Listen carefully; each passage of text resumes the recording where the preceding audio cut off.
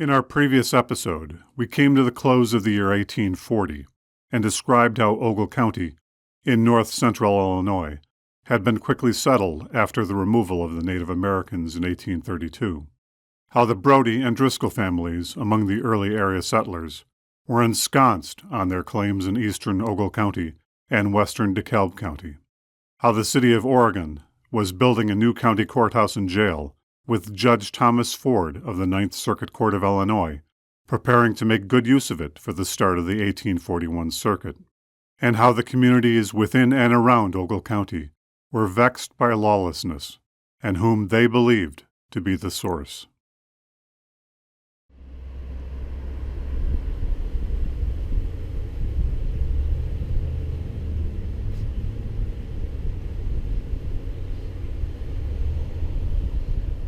Sometime after the second session of the Circuit Court in Ogle County in late September, likely in November of 1840, newly elected Sheriff William T. Ward of Grand Detour Township arrested 4 men: George Terrell, Dennison Waters, Edward Webb, and a man with the surname Brown, on forgery and larceny-related charges.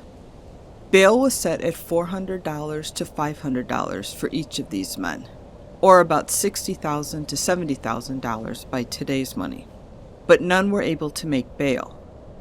They were housed in the newly built Ogle County Jail, with Isaac S. Woolley, a 35-year-old family man from New Jersey, as their jailer. In December, Woolley was allocated almost $175, or $25,000 in today's money, from the county for the prisoners' care and board.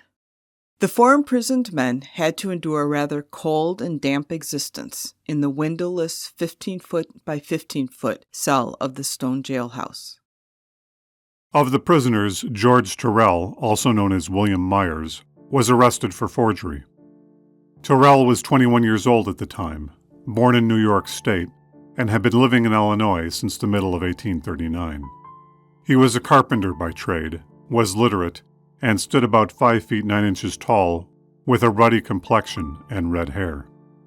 Dennison, or Dennis Waters, was arrested for larceny.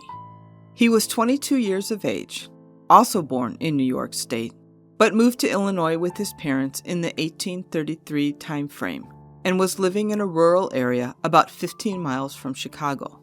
He was a big man for the time, about 5 feet 11, stout, with reddish complexion and hair, and illiterate. We know little about Edward Webb, only that he may have been in the Ottawa area of LaSalle County, Illinois, in the mid-1840 time frame, based on their dead letter files, although he does not appear in the 1840 U.S. Census. Webb, too, was arrested for larceny. And we know even less of the prisoner named Brown. With such a common surname and no given name, it makes it difficult to trace him with any certainty. He was, however, arrested and held for charges of larceny. By mid-January of 1841, Sheriff Ward added 4 more arrests to the docket, these being Franklin Dewey, Norton B. Royce, James Hamer, and Richard B. Akins, this time bringing 2 counterfeiting charges. Franklin Dewey was one of the men arrested for counterfeiting. He was 25 years old, from Boston, Massachusetts, and had arrived in Illinois in mid-1840. Dewey, who was literate and an engraver by trade, stood about average height, about 5 feet 6 inches tall, with fair complexion, light brown hair, and blue-gray eyes, with a large scar on the top right side of his head. Bail for Dewey was set at the exceedingly high $2,500, or $360,000 in today's money, bail which he could not meet, and so he remained in Ogle County Jail with Terrell, Waters, Webb, and Brown. Norton B. Royce was also arrested for counterfeiting. Royce was 29 years of age, was born in Delaware County, Ohio, and moved to Illinois in 1837. Royce was literate and had a family, a wife and 3 children. He was a very tall man for the time, standing 6 feet 3 inches tall, with a dark complexion, blue eyes, and black hair. He and his younger brother Charles owned several tracts of land in Byron and Lafayette townships in Ogle County. Like Dewey, Royce had a fairly high bail, set at $1,000, or about $150,000 by today's money. But having local family and means, he was able to make bail, and so was set free until his trial. Not much is known of James Hamer at present, except that he was arrested for larceny with a bail set at $400, which he was able to make and was therefore released. He may have come from Peoria or Henry County, Illinois, 80 to 100 miles to the south-southwest of Ogle County. Richard B. Akins was arrested for aiding in the escape of prisoners, presumably Dewey, Royce, and Hamer, and was about 28 years of age, with a wife and 3 children. He was part of the extended Akins family that lived in the Washington Grove area of Ogle County, which many people at the time believed to be a rendezvous area for the criminal gangs. Just a few years previous, Akins had been appointed an election judge for the Washington precinct to the south of Oregon, and also served as a petite juror for the county circuit court. Akins also met bail, which was set at $500, and was released. Meanwhile, in the relatively dry late winter of 1841, work continued on the new Ogle County Courthouse, standing just 40 feet or so from the jailhouse. The 5 prisoners still retained in the jail must have been able to hear the constant hammering and clamor from the construction through the jail's 3-foot-thick walls.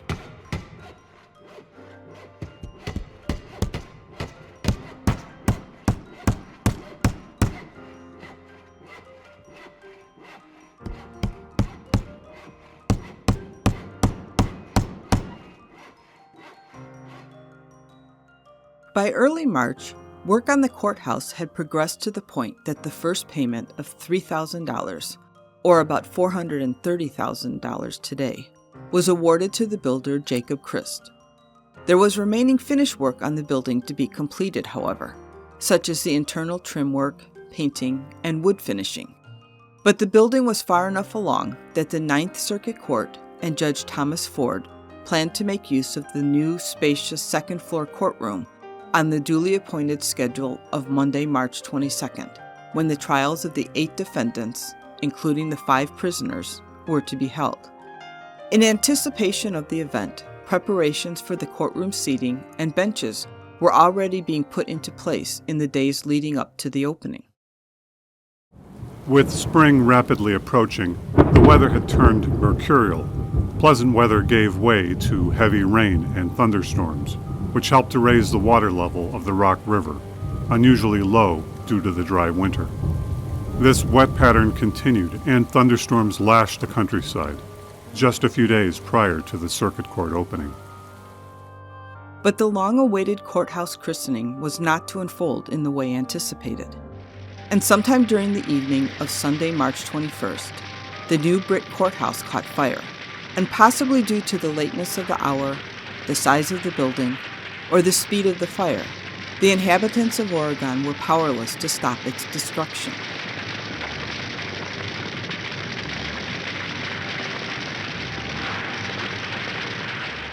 The early morning light revealed the courthouse as a burnt brick shell of its former stateliness, standing ruined at the center of Oregon, amidst its enraged and bewildered citizens. The fact that the mostly brick building had burned so quickly, even though the recent wet weather had thoroughly soaked the area, and on the eve of a trial, anticipated to punish several area criminals, strongly suggested to the community that the building fire had been purposely lit by Confederates of the prisoners, members of the gang oft spoken of by county residents. It is not an unreasonable assumption, as otherwise it would have been a remarkable coincidence in timing. Still, construction site fires were not uncommon, especially in the presence of accelerants such as oil-based paints and wood finishes, and where pipe and cigar smoking was an all-too-common habit. Later histories indicated that the courthouse had been secured for the night and was being guarded by a watchman, and that he barely escaped with his life. Just 40 feet or so to the west of the courthouse, through the flaming destruction, the Spartan stone jailhouse stood resilient, likely due to the prevailing winds, which typically blow west to east. The prisoners, who may have entertained thoughts of a jailbreak during the melee of the fire, were kept solidly within its heavy walls, but they also may have experienced some difficulty breathing due to the smoke and ash from the nearby inferno. But by its very presence, next to the charred shell of the courthouse, the jailhouse served to stoke the view of the citizens that the courthouse was destroyed by arson in a desperate and brazen attempt to disrupt the trials of the prisoners or to lead to their escape, carried out by Confederates of the men held inside, the emboldened banditti of the prairie. And it may have been especially galling and infuriating to the county residents, as the courthouse was an expensive building and had already put the county ledger in the red. Having to rebuild it would put the county further in debt or require additional taxation. Arson or no arson, the fire and destruction of the courthouse on the eve of community justice must have tested the resolve and will of the citizens of Oregon, as well as the presiding circuit court judge, Thomas Ford. As they had previously made do without an official courtroom prior to the building of the new courthouse, they quickly reassembled the court to proceed on schedule, but in another local building.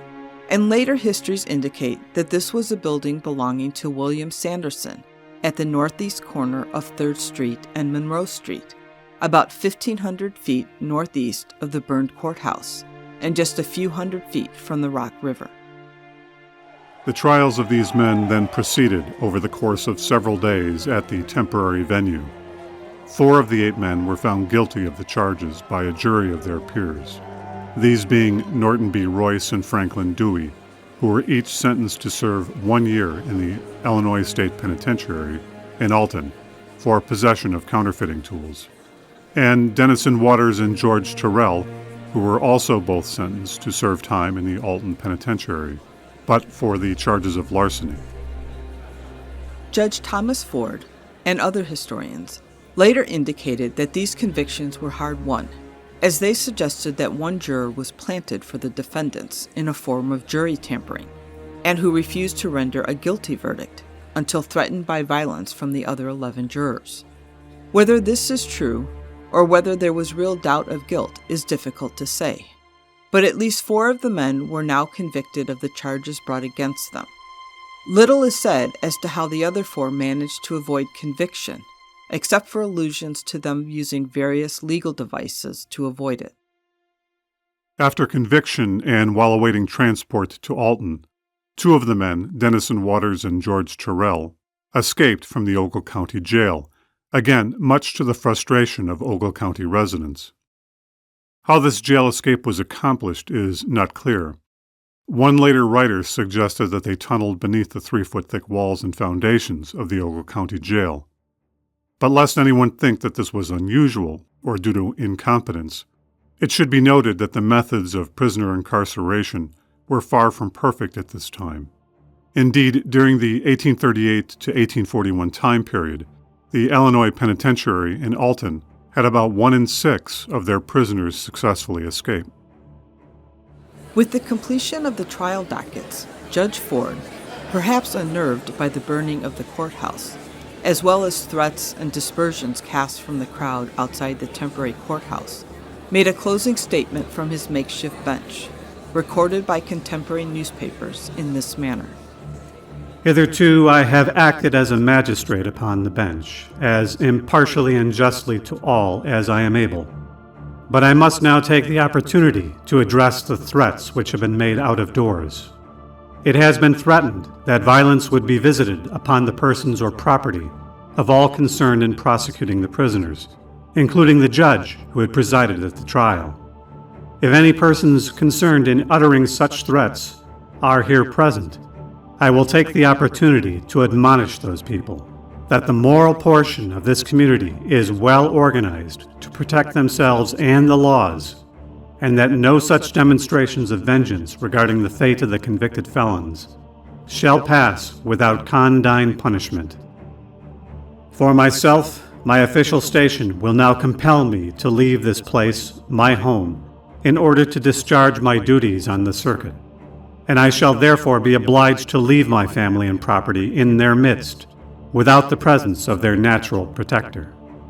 But let me give notice that if in my absence my family or property be assailed in pursuance of the threats already made, I shall upon my return place myself at the head of my friends, pursue the offenders wherever they might retreat, and judge or no judge, law or no law, hang them summarily upon the nearest tree.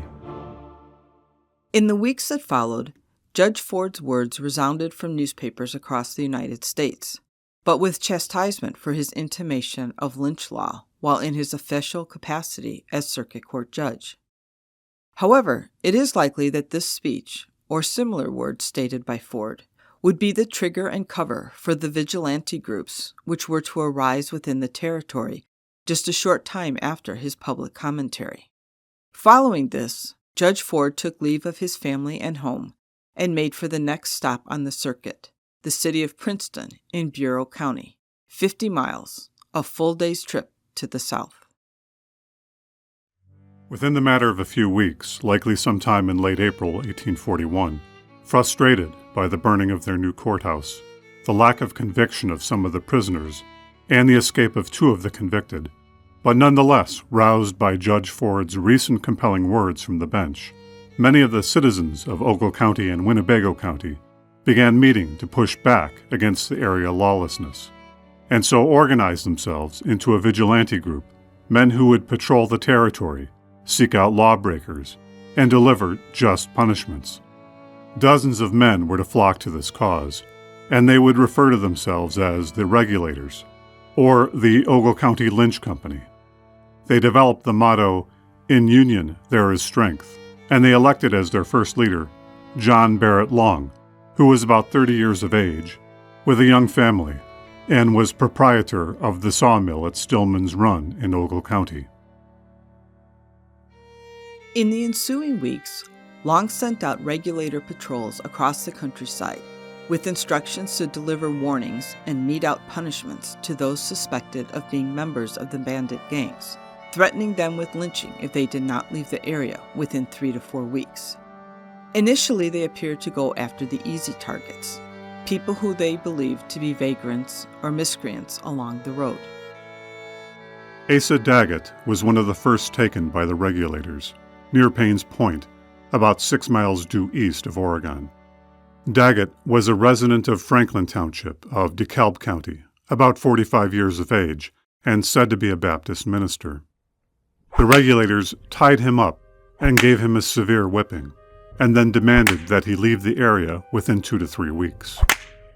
In response, some of Daggett's associates, including William K. Bridge, obtained a warrant for the arrest of those Regulators involved, but Sheriff William Wood was not available, and his replacement, James Clark, the county coroner, apparently never managed to serve it. The Regulators then captured a man named Bowman, said to be an associate of the Driscolls, possibly John or George Bowman, both young farmers in the area. Bowman, too, was tied up, whipped, and told to leave the area within 2 to 3 weeks.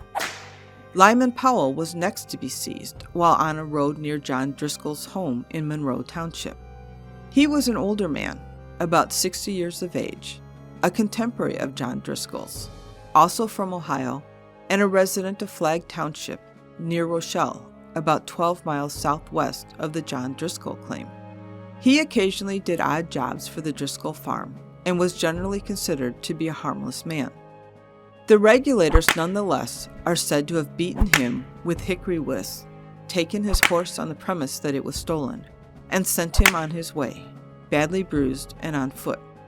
Only later did he reacquire his horse, once he had provided evidence of its ownership. Daniel Ross was another said to have been seized by the Regulators.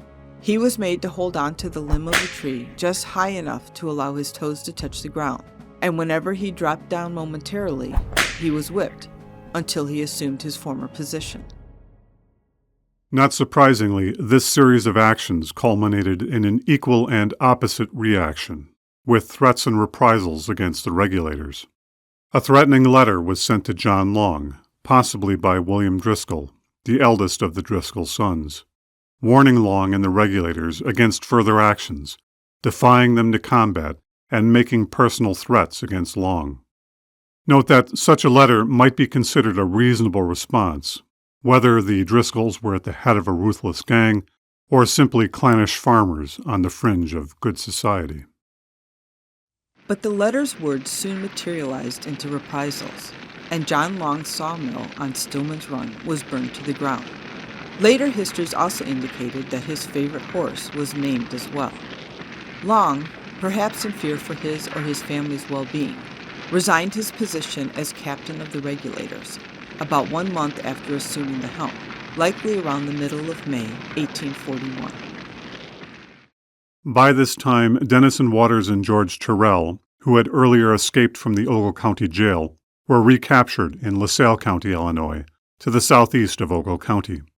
As luck or karma would have it, their new trial was taken up by Judge Thomas Ford while on his circuit in Ottawa and LaSalle County, and he forcefully sent both men to the Illinois State Penitentiary in Alton, Illinois, but now with 5-year sentences, much more severe than they would have received in Ogle County for their initial crimes of larceny.